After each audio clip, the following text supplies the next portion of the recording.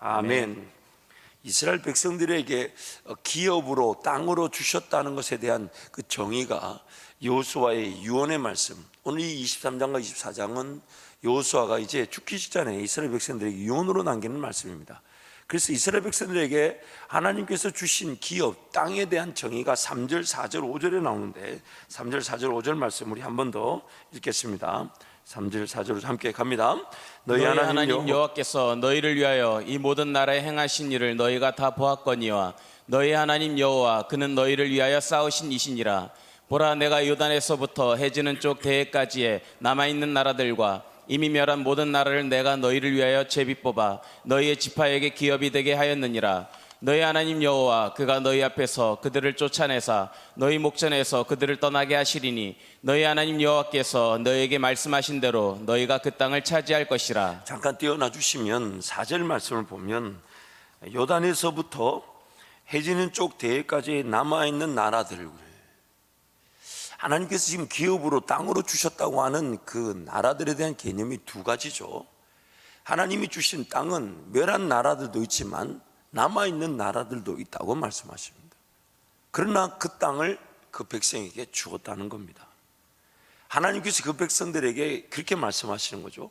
가나안 땅을 차지하게 될 것인데 거기가 빈 땅이 아니라 하나님을 거절하고 배반하고 업신여기고 우상을 섬기는 자들이 남아있다. 그러나 그들을 내가 너희를 위하여 다 쫓아내어주고 다 멸하도록 만들어 주겠다. 그러므로 하나님만 온전히 따라오거라. 그것이 하나님께서 지금 말씀하신 바입니다. 그래서 하나님께서 지경을 정하시고 그 지경 안에 이미 여호수아와 그 백성들이 멸한 나라도 있지만 멸하지 않은 나라들도 있더라는 겁니다. 그러나 하나님 보실 때는 이미 우리에게 주신 거라는 거죠. 그래서 다시 한번 강조합니다. 모든 전쟁은 하나님께 달려 있다라는 말이 이 말이에요. 하나님, 우리가 볼 때는 적들이 여전히 남아있지만 하나님 보실 때는 그 땅을 이미 우리에게 주신 것입니다. 그러므로 우리는 전쟁이 하나님께 속했다는 말을 이렇게 적용하면 됩니다. 적이 얼마나 큰지, 문제가 얼마나 큰지, 어려움이 얼마나 큰지, 또한 내가 그것을 알고 있는지 모르는지, 나에게 능력이 있는지 없는지, 내가 그런 자격이 있는지 없는지, 이런 것이 중요하지 않다는 거예요. 뭐가 중요하냐면 하나님과 나와의 관계면 충분하다는 겁니다. 얼마나 하나님의 음성을 들을 수 있는지, 얼마나 하나님의 인도하심에 순종하고자 하는지, 얼마나 하나님과 함께 동행하고자 하는지, 하나님과 얼마나 소통의 관계를 누리고 있는지, 하나님은 나에게 무엇이든 말씀하실 수 있는지, 나도 하나님께 무엇이든 고백할 수 있는지, 하나님 나에게 무엇이든 인도하실 수 있는지, 하나님 말씀이 나면 아무것도 없어도 죽으면 죽겠다고 덤벼드는 그 자리에 내가 가 있는지, 하나님과 나와의 관계에서 모든 삶, 내 삶도 쓰임을 받고 하나님 나라가 회복되어지고 하나님이 영광을 받는 일도 다 하나님과 나와의 관계에서 결부되어져 있다는 것입니다. 아직 남아있는 나라들이지만 하나님께서는 그 나라들과 그들의 땅을 이미 다 주셨다는 것입니다. 어차피 하나님의 능력으로만 그 땅을 차지할 것이기 때문에 그 땅에 얼마나 많은 적들과 얼마나 많은 대적들이 남아있는지 하나님께는 중요하지 않습니다. 여전히 그 땅에 다른 민족들이 살고 있다 해도 그 땅은 하나님 백성들에게 이미 주어진 땅입니다. 이스라엘 백성들의 실력과 능력을 하나님이 모르시지 않습니다. 그들 실력으로는 차지할 수 없는 땅입니다. 하지만 하나님께서 그들을 위해 싸워 주실 것이기 때문에 하나님께서는 그 땅을 이미 그 백성에게 주셨다고 말씀하시는 것입니다. 단지 문제는 하나님을 제대로 섬기지 못하고 하나님을 믿지 못하고 하나님을 의지하지 못해서 그 땅을 온전히 차지하지 못하고 기회에 그 땅에서 멸함을 받는, 쫓겨날 수 있는 안타까움이 있다는 겁니다. 오늘 12절부터 우리 16절 말씀, 여호수아가 당부하는 말씀인데 한 번 더 읽겠습니다. 너희가 만일 돌아서서 너희 중에 남아있는 이 민족들을 가까이하여 더불어 혼인하며 서로 왕래하면 확실히 알라, 너희 하나님 여호와께서 이 민족들을 너희 목전에서 다시는 쫓아내지 아니하시리니 그들이 너희에게 올무가 되며 덫이 되며 너희 옆구리에 채찍이 되며 너희 눈에 가시가 되어서 너희가 마침내 너희 하나님 여호와께서 너희에게 주신 이 아름다운 땅에서 멸하리라. 보라 나는 오늘 온 세상이 가는 길로 가려니와 너희 하나님 여호와께서 너희에게 대하여 말씀하신 모든 선한 말씀이 하나도 틀리지 아니하고 다 너희에게 응하여 그 중에 하나도 어김이 없음을 너희 하나님 마음과 뜻으로 아는 바라. 너희 하나님 여호와께서 너에게 말씀하신 모든 선한 말씀이 너에게 임한 것 같이 여호와께서 모든 불길한 말씀도 너에게 임하게 하사 너희 하나님 여호와께서 너에게 주신 이 아름다운 땅에서 너희를 멸절하기까지 하실 것이라. 만일 너희가 너희 하나님 여호와께서 너에게 명령하신 언약을 범하고 가서 다른 신들을 섬겨 그들에게 절하면 여호와의 진노가 너희에게 미치리니 너희에게 주신 아름다운 땅에서 너희가 속히 멸망하리라 하니라. 이스라엘 백성들에게 유언으로 남겨놓은 말입니다. 그래서 여호수아가 이스라엘 백성들에게 그렇게 11절에 당부합니다. 11절에 이렇게 당부하죠. 그러므로 스스로 조심하여 너희 여호와 하나님을 사랑하라. 사랑하라. 스스로 조심하여 너희 하나님 여호와를 사랑하라. 그래서 그 사랑해야 될 것을 6절, 7절, 8절에서 이렇게 적용하고 있습니다.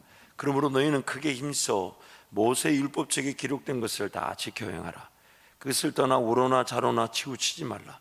너희 중에 남아있는 이 민족들 중에 들어가지 말라. 그들이 신들의 이름을 부르지 말라. 그것들을 가리켜 맹세하지 말라. 또 그것을 섬겨서 그것들에게 절하지 말라. 오직 너희 하나님 여호와께 가까이 하기를 오늘까지 행한 것 같이 하라. 즉 하나님과의 관계를 위해서 하나님의 음성을 들을 줄 알고 하나님의 음성을 듣고 순종할 줄 아는 자, 그래서 그 하나님과의 관계를 지키기 위해 다른 우상들을 섬기지 않고 가까이 하지 않는 것입니다. 하나님을 사랑하니까요. 그래서 하나님을 사랑하니까 다른 것들에게 더 이상 내 시간과 물질, 삶을 빼앗기지 않는 것입니다. 또 하나님을 사랑하니까 그분 음성을 듣는 것을 제일 소중하게 여기는 것입니다. 그래서 하나님을 가까이 하라. 그 말씀을 입에서 떠나지 않게 하라. 이 모세가 했던 말이나 여호수아가 지금 죽기 직전에 유언으로 하는 말이나 똑같지 않습니까? 하나님의 복과 저주가 우리 앞에 있다는 것입니다. 하나님의 말씀을 듣고 행하면 복의 기회를 누리게 되지만 하나님의 말씀을 듣지 않고 지켜 행하지 않으면 우리는 그 저주와 화를 피할 수가 없다는 것입니다. 그러므로 생명과 복과 저주의 화의 기로에서 생명과 복을 하나님을 선택하라고 모세도 여호수아도 그 이스라엘 백성들에게 오늘 우리에게 당부하고 있는 것입니다. 다시 한번 강조하겠습니다. 우리에게는 구원을 받은 우리가 받은 복이 뭐냐면 세상 사람들은 선택할 길이 없어요. 예수를 믿지 않는 사람은 길이 하나밖에 없습니다. 저주와 화의 길밖에 없어요. 그것이 끝내는 사망이죠. 그러나 예수를 믿는 우리에게는 타락한 이 육신의 욕심, 정욕이 여전히 있는 중에 구원을 받았습니다. 그래서 우리에게는 이제 예수 믿지 않는 이들에게, 예수를 안 믿는 이들에게 안 보이는 생명과 복의 길이 보이게 되었습니다. 그래서 우리가 이제 그 길을 걸어갈 수 있게 된 거예요. 누구의 은혜로? 예수 그리스도의 은혜로. 그리고 그 길을 걸어갈 수 있도록 성령께서 우리와 함께하고 계신 겁니다. 그래서 하나님 말씀을 들으면 그 생명과 복의 길을 걸어가게 되지만 하나님 말씀을 듣지 않으면 그 생명과 복의 길이 보이지 않고 우리가 원래 가던 그 길을 피할 수가 없다는 거예요. 내 인생이라는 시간이 흘러가지 않고 가만히 있지 않잖아요. 내버려두면 내버려둔 그 시간은 어느 길을 걸어가든 걸어간 겁니다. 난 아무것도 안 해야지. 성경이 이렇게 말합니다. 저주와 화의 길을 걸어간 거라고 말합니다. 하나님과 함께 동행하는 생명의 길, 사명의 길, 영광을 받을 길, 찬송의 길, 복의 길, 그 길을 하나님과 함께 동행하지 않으면 우리는 원래 걸어가던 그 길을 피할 수가 없다는 거예요. 그래서 가만히 내버려 두면 아무것도 안 한 것이 아니에요. 그 길, 하나님과 관계없는 길, 사망과 저주의 길을 걸어갔는데 예수 믿고 거듭난 우리에게는 이제 생명과 복의 길이 나타났고 보여지게 되었고 그것을 붙들고 그것을 사모하고 그것을 이루기 위하여 하나님께 자신의 모든 걸 내어줄 수 있는 그 은혜의 자리에 들어서게 됐다는 것입니다. 그리고 그 일을 예수 그리스도로 말미암아 반드시 이루실 것이라고 우리에게 약속하셨다는 것입니다. 안타까운 것은 이스라엘 백성들은 그렇게 당부의 말씀, 하나님의 말씀을 들었음에도 불구하고 기어이 하나님을 거절하고 배반하고 따르지 않으므로 저주와 화를 당하게 될 것이라는 그 예언을 오늘 여호수아에게도 들었지만 모세에게도 들었었습니다. 모세나 여호수아나 이스라엘 백성들에게 똑같이 얘기했어요. 생명과 복과 또한 저주와 화의 길이 너희 앞에 있다. 그러므로 생명을 택하라. 생명을 택하라. 그 생명을 택하기 위하여 하나님의 말씀을 듣고 우상을 거절하고 버리고 하나님만 온전히 사랑하라. 그러면 그 생명과 복의 길이 반드시 주어지게 될 것이다. 그렇게 말해놓고는 모세도 여호수아도 유언을 그렇게 마지막에 마무리를 뭐라 하냐면 그러나 너희는 기어이 그 저주와 화를 피하지 못할 것이다. 이것에 대해서 우리가 신명기 말씀을 살피면서 들어봤죠. 왜 그렇게 유언을 했냐면 구약이 말하는 율법의 최대치가 거기까지이기 때문입니다. 생명의 길이 뭔지 알면서도 복의 길이 뭔지를 알면서도 기에 너희들 지금 이 수준으로는 그 생명과 복의 길을 걷지를 못하고 기어이 저주와 화를 당할 것이다. 그게 바로 율법이 고발하는 내용이고 모세가 고발하는 내용이라는 거예요. 그게 바로 이 신명기의 모세가 그들을 예언했던 내용이고 여호수아예요. 그러면서 모세가 그렇게 예언할 수밖에 없는 그 상황을 이렇게 얘기합니다. 너에게 하나님께서 아직 듣는 마음과 듣는 귀와 깨닫는 마음과 순종할 능력을 주지를 못하셨다라고 말합니다. 어디에 나오는지는 신명기 말씀에 나옵니다. 우리가 지난주에 다 살펴봤어요. 기억하고 계실 줄 믿습니다. 그래서 그 은혜가 지금 바로 그때 주어지지 못했던 은혜가 누구에게 주어졌다고요? 우리에게 주어졌다는 거예요. 우리에게. 그래서 제가 신명기 30장 15절에서 20절 말씀 보면 제가 첫 절만 읽어드릴게요. 보라 내가 오늘 생명과 복과 사망과 화를 내 앞에 두었나니. 그러면서 모세가 그 생명과 복이 뭔지 저주와 화가 뭔지를 쭉 소개합니다. 그래서 20절 말씀 보면 이렇게 얘기하죠. 19절과 20절 보면 내가 오늘 하늘과 땅을 불러 너에게 증거를 삼노라. 내가 생명과 사망과 복과 저주를 내 앞에 두었은즉 너와 내 자손이 살기 위하여 생명을 택하고 내 하나님 여호와를 사랑하고 그의 말씀을 정종하며 또 그를 의지하라. 이렇게 모세가 이스라엘 백성들에게 유언을 남겼죠. 그런데 여호수아도 마찬가지입니다. 24장 14절에 15절 말씀 보면 그러므로 이제는 여호와를 경외하며 온전함과 진실함으로 그를 섬기라. 너희의 조상들이 강 저쪽과 애굽에 섬기던 신들을 치워버리고 여호와만 섬기라. 만일 여호와를 섬기는 것이 너희에게 좋지 않게 보이거든 너희 조상들이 강 저쪽에 섬기던 신들이든지 또는 너희가 거주하는 땅에 있는 아모리 족속의 신들이든지 너희가 섬길 자를 오늘 택하라. 오직 나와 내 집은 여호와를 섬기겠노라 하니. 이 집 모세나 여호수아나 똑같은 유언을 남기고 있습니다. 그러면서 신명기 31장 16절에서 23절 말씀, 기어이 하나님께서 모세에게 말씀하신 내용입니다. 그러나 그들은 언약을 어길 것이다. 16절 끝에 보세요. 내가 나를 버리고 내가 그들과 맺은 언약을 어길 것이라. 하나님 지금 예언하고 계신 겁니다. 구약의 이스라엘 영적 형편으로는 하나님 말씀이 뭔지를 들을 수 있는 형편이 안 된다는 거예요. 깨달을 수 있는 형편이 안 된다는 거예요. 분명히 생명과 복의 기회가 있지만 지금 그 상태로는 따를 수 없다는 겁니다. 그러면서 신명기 31장 26절에서 29절 보면 모세가 그렇게 예언합니다. 이 율법책을 가져다가 너희 하나님 여호와의 언약궤에 두어 너희에게 증거가 되게 하라. 어떤 증거가 되게 하냐면 내가 너희의 반역함과 목이 곧은 것을 아나니 오늘 내가 살아서 너희와 함께 있어도 너희가 여호와를 건역하거든 하물며 내가 죽은 후의 일이랴. 너희 집안 모든 장로와 관리들을 내 앞에 모으고 내가 이 말씀을 그들의 귀에 들려주고 그들에게 하늘과 땅을 증거로 삼으리라. 내가 알거니와 내가 죽은 후에 너희가 스스로 부패하여 내가 너희에게 명령한 길을 떠나 여호와의 목전의 악을 향하여 너희의 손으로 하는 일로 그를 경노하게 하므로 너희가 후일의 재앙을 당하리라 하니라. 이게 지금 모세의 마지막 유언의 내용입니다. 신명기 28장에서 그 유명한 생명과 복, 저주와 화에 대한 말씀을 58절에 관해서 쫙 얘기합니다. 1절부터 14절까지는 생명과 복에 대해서, 15절부터 68절까지는 저주와 화에 대해서 무려 4배 가까운 양이 더 많아요. 생명과 복보다 저주와 화에 대한 내용이. 그러면서 생명을 택하라, 하나님을 택하라, 그렇게 하나님이 말씀해 주시고 모세가 그렇게 제안합니다. 그러나 말씀이 다 끝난 다음에 하나님도 또한 모세도 유언을 마지막으로 남기기를, 그러나 그들이 하나님을 어길 것이다. 심지어 모세는 이 율법책이 이제 너희가 하나님을 어기게 됐을 때 증거가 될 것이다. 너희가 목이 곧고 배반하여 하나님을 저버렸을 때 이 율법책이 그것을 미리 기록하여 너희에게 예언하였다는 것으로 증거가 될 것이다. 여호수아 24장 19절에서 21절을 보면 여호수아도 똑같이 예언을 합니다. 여호수아가 백성에 이르되 너희가 여호와를 능히 섬기지 못할 것은 그는 거룩하신 하나님이시요 질투하시는 하나님이시니 너희의 잘못과 죄들을 사하지 아니하실 것임이라. 만일 너희가 여호와를 버리고 이방 신들을 섬기면 너희에게 복을 내리신 후에라도 돌이켜 너희에게 재앙을 내리시고 너희를 멸하시리라 하니 백성이 여호수아에게 말하되 아니니이다 우리가 여호와를 섬기겠나이다 하는지라. 분명히 여호수아가 그 백성들의 영적 형편에 따른 고발을 하고 있는 것입니다. 그래서 예수님이 그러셨죠. 너희를 고소하고 고발하는 것은 예수님이 아니라 모세다, 즉 율법이다. 이스라엘 백성들의 그런 영적 형편에 대해서 성경이 적나라하게 지금 얘기를 하고 있는 것입니다.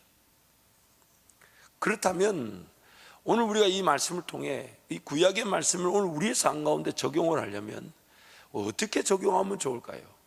구약의 그 형편, 그 안타까움, 그러나 지금 우리는 다르단 말이죠. 우리는 다르단 말이죠. 그럼 구약의 형편의 얘기를 오늘 우리는 어떻게 적용하며 또 어떻게 받아들여야 될까?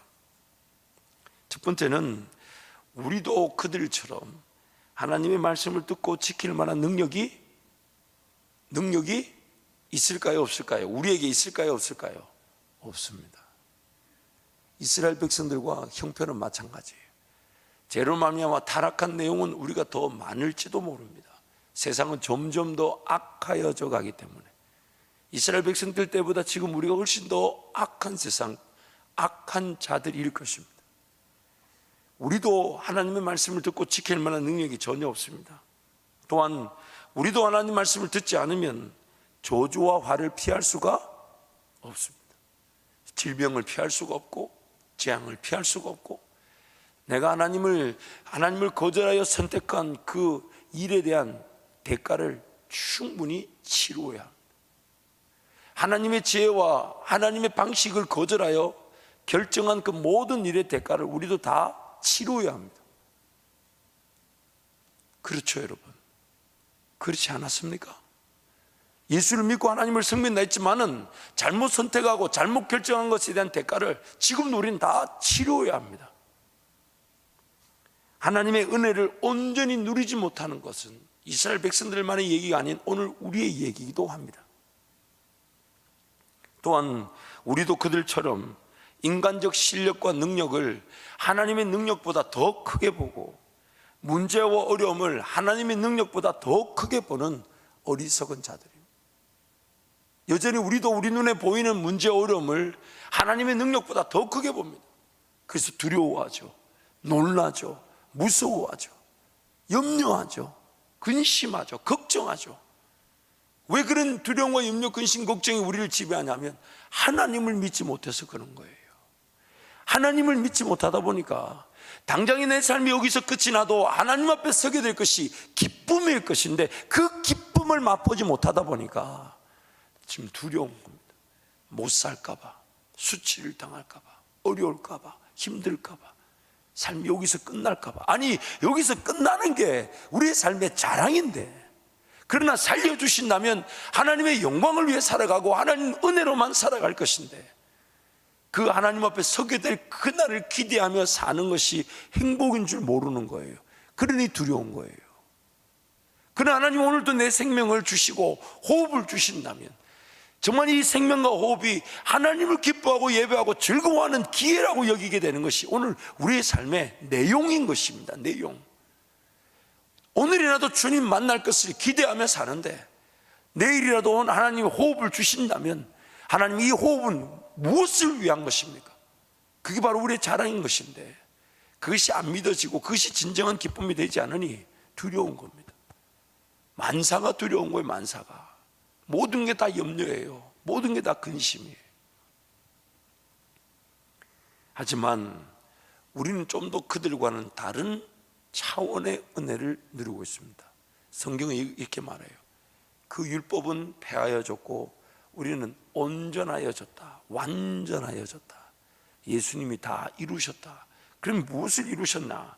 첫 번째는 우리는 예수 그리스도 이름 의지하여 하나님께로 언제든지 나아갈 수 있게 되었습니다. 그것이 이스라엘 백성들과 우리의 다른 점이에요. 이 얼마나 다른 점이 이런 거예요. 이스라엘 백성들이 죄를 지었을 때 그들은 제사 제도가 제사장도 있어야 되고 희생 제물도 있어야 되고 하나님이 구별해 놓으신 장소에까지 가야 합니다. 아무 때서나 제사를 드릴 수 있었던 게 아니에요. 근데 이 세 가지 조합이 그들의 위급한 상황에서 그들을 구원해 줄 만한 능력이 되지를 못했습니다. 더군다나 희생 제물 한번 보세요. 어제도 정옥이도 때 말씀 나눴지만 여러분, 희생 제물을 형편이 되면 소를 잡고 염소를 잡고 양을 잡고 이렇게 점점 형편이 안 되면 나중에 이제 밀가루를 드리게 되죠. 소재를 드리잖아요. 그래서 한번 생각해 보세요. 죄 짓는 이 속도, 희생 제물을 준비하는 이 속도를 한번 비교해 보세요. 어느 게 훨씬 빠를지. 어떨 것 같아요, 여러분?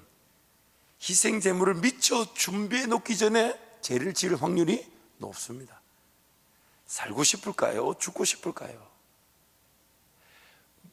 세상살이 자체가 뭐하기 바쁘냐면 희생 제물 준비하느라 바빠요. 이걸 알아야 오늘 우리가 받은 은혜가 귀한 줄 알 텐데, 하나님과의 관계가 깨어지면 삶이 의미가 없잖아요. 그래서 하나님과의 관계 중심에 살고 싶은데, 그래서 관계 중심을 살기 위해서는 희생 제물이 있어야 희생 제사를 드릴 거 아닙니까? 그럼 희생 제물로 하나님께 예배하면 하나님과 관계 회복되는데, 하나님 날 받아주시는데, 죄 짓는 속도가 빠를 것 같아요? 희생 제물을 준비하는 속도가 빠를 것 같아요? 돌아서면 희생 제물 준비해야 돼요. 좀 더 여유 있게 준비해 놔야 돼요. 왜냐하면 언제 무슨 죄를 지을지는 몰라요. 옆에 사람이 나를 툭 치고 지나가면 에이씨 이러면 희생 제물 드려야 돼요. 그럴 판이에요 지금. 그러니 그 율법의 본질적인 목적이 뭡니까? 죄가 무엇인지를 드러내는 거라고 하잖아요. 그만큼 우리는 비참한 인생이라는 겁니다. 하나님과의 관계 중심에서 볼 때 그 율법의 내용이 뭐냐면, 얼마나 비참하면 인생이 살고 싶은 인생이 아니라는 걸 깨닫게 해주는 거예요. 그게 율법의 고발입니다. 율법의 내용대로라면 우리는 살고 싶지 않아요. 왜냐하면 돌아서면 희생제물 준비해야 되고, 희생제물 떨어지면 이걸 또 누구한테 가서 빌리든지, 그래서 종살이 하는 겁니다. 구약에는 종살이가 왜 나옵니까? 그런 어리석은 일. 그러나 지금 우리가 받은 은혜는 다르죠. 예수님이 온전한 희생제물이 되어주시고, 그분이 대제사장이 되어주시고, 성령 하나님이 우리를 성전 삼아 주셨기 때문에 이 세 가지 요소가 완전하게 갖추어져서 예수 그리스도 이름 의지하면 언제든지 하나님과의 관계를 회복하며 용서함을 받을 수 있게 되었다는 것입니다. 그래서 우리는 그들에게 없는 은혜, 즉 예수님 때문에 다시금 하나님과 함께 걸어갈 수 있는 기회를 매 순간 누리고 있는 것입니다. 그래서 예수님이 길이 되신다 하시고 진리가 되신다 하시고 생명이 되신다 하시는 거예요. 그래서 예수를 바라보자. 예수만 바라보면 충분한 것입니다. 그게 은혜가 다른 은혜예요. 또한 그들과 달리 우리는 심판의 자리에서 당장에 멸망당한 인생이 되지 않는다는 겁니다. 그들에겐 두 번의 기회가 주어지지 않았어요. 그래서 한 번의 죄를 통해 그 자리에서 삶이 처참하게 끝이 나버렸어요. 그 자기의 죄의 대가로 죽음을 치르고야 말아야 했다는 것입니다. 그러나 우리는 언제든지 우리 자신들의 죄인됨을 발견하고 회개하고 하나님께로 돌아갈 수 있게 되었습니다. 어제까지 나를 지배하였던 죄와 사망의 법에서 오늘 예수 그리스도 의지하면 생명의 성령의 법으로 걸어갈 수 있게 되었습니다. 나의 죄인됨으로 인해 정죄와 심판은 예수께서 다 당하셨습니다. 정죄와 심판은 우리에게 해당되지 않도록 예수가 다 당하셨습니다. 우리가 오늘 우리가 누려야 되는 것은, 그러므로 이제 예수님 때문에 성령님과의 동행을 누릴 수 있게 된 것입니다. 더군다나 하나님의 말씀이 이제 멀리 있지 않고 가까이 있다고 했습니다. 이렇게 가까이 있지만 이거보다 더 가까운 곳에 있대요. 어디 계십니까? 성령 하나님 지금 내 마음에 계신단 말이에요. 마음에. 말씀이 멀리 있지 않대요. 두루마리로 둘둘둘둘 말아가지고 이사야서 한 장만 읽을래도 이 우리 강단 이 길이만큼의 그 두루마리를 펼쳐놓고 읽어야 돼요. 그 말씀이 지금 내 안에 있다, 내 입에 있다. 그러므로 우리가 성령 하나님과 함께 동행하게 된 것이 축복입니다. 축복입니다. 하나님이 그분을 마음과 정성과 뜻과 힘과 목숨을 다하여 사랑할 수 있도록 예수 그리스도라는 그 완벽한 하나님과의 관계를 위한 희생 제사를 다 치르시고 성령 하나님 우리 안에 거하심으로 이제 우리가 성령 하나님과 함께 동행하게 되었는데, 안타까운 것은 우리의 타락한 이 본성이 그 성령 하나님조차도 귀한 것으로 여기지 않더라는 거죠. 그래서 기어이 인생길 하나님 말씀대로 성령 하나님과 동행 없이 살다가 어려움을 당하면 그래도 그가 하나님의 백성이니까 하나님이 건져주시잖아요. 건져주실 때 그제서야 성령 하나님과의 그 동행이 뭔지, 기도의 응답이 뭔지, 하나님의 도우심 뭔지를 배우죠. 그러나 잊지 말아야 될 것이, 그렇게 배우게 될 때 인생이 허비되고 낭비되지 않느냐 이 말이에요. 성숙과 성장의 기회를 놓쳐버리지 않냐 이 말이에요. 그래서 하나님 앞에 오늘이라도 긴장감을 가지고 무릎을 꿇는 것입니다. 내 인생이라는 삶의 자리에서 하나님 말씀 거절하고 성령 하나님을 거절하여 실패와 좌절과 낙담을 피할 수 없는 그 길에서 하나님을 만나는 것도 은혜지요. 은혜죠. 가나안 땅을 거절하여 광야로 갔지만 하나님 그들에게 만나를 메추라기를 반석의 물을 주셨지 않습니까? 은혜입니다. 우리를 포기하지 않으십니다. 그러나 우리 인생이라는 그 연한과 시안이 하나님의 그런 방식대로 하나님과 함께 동행하며 빚어지고 다듬어지고 버려져, 마치 광야 40년 기간 동안 모세와 여호수아와 갈렙이 훈련을 받았던 것처럼 그런 훈련을 받고 하나님이 쓰시려고 할 때는 깨끗하고 큰 그릇들로 준비되어져 있어야 되는데, 그래서 하나님은 이 말씀을 우리에게 주셔서 이 말씀을 따라 살아가고 이 말씀에 따라 세상을 볼 줄 알고 이 말씀에 따라 선택하고 이 말씀에 따라 결정하고 이 말씀이 나에게 말씀해 주실 때까지 하나님을 끝까지 인내하는, 반드시 그 하나님의 기다리는 자들을 만나게 돼 있으니까 우리가 지금 그 은혜를 누리고 살아가는 것입니다. 천사도 흠모하겠네. 천사도 흠모하겠네. 이놈 하늘의 천군 천사가 우리만 보고 있고, 제가 종종 이런 표현을 자주 쓰죠. 천사가 보면, 내 삶을 보면 아마 답답해 죽을 겁니다. 아니 저걸 저렇게 결정하나, 저거를 아니 저걸 저렇게 덥석 받아들이나, 저걸 저렇게 길을 걸어가나, 얼마나 답답할지 몰라요. 아니 저 은혜를 지금, 그래서 이러면 성령께서 우리 안에 계실 때 우리를 위하여 친히 간구하시는데, 간구하시는 성령 하나님의 모습에 수식어가 하나 붙어요. 말할 수 없는 탄식으로. 아니 성령 하나님 왜 탄식하실까요? 왜 탄식하실까요? 누구 때문에? 누구 때문에요? 옆에 사람 때문에요? 나 때문에. 그 하나님은 어떻게든 말씀해 주고 싶어 하시고 어떻게든 알려주고 싶어 하시고 어떻게든 인도하고 싶어 하시는데, 그 하나님을 그렇게 기대하지 않는 우리의 본성, 길가와 같고 돌밭과 같고 가시떨기 같은 인생. 그러면 여러분, 이 새벽을 깨운 우리 성도들을 축복합니다. 여러분, 이 새벽을 깨우고 주님을 기대하고 말씀 붙들고 주님 바라보고 주님 바라보다 보면 최소한 이 은혜는 누리게 됩니다. 이 새벽에 주님을 만나는 마지막 날이 될 줄 믿습니다. 마지막 날, 주님과 함께 동행하면서, 또한 오늘의 삶이 하나님께 마치 첫 번째 것이 드려져서 하나님이 그 삶 전체를 받아주셨다는 것처럼 눈을 뜨자마자 첫 번째 이 시간, 이 귀한 시간을 하나님께 드린 것으로 하나님은 오늘 하루가 충분히 하나님을 느끼며 동행할 수 있는 복된 날들이 되게 하실 것입니다.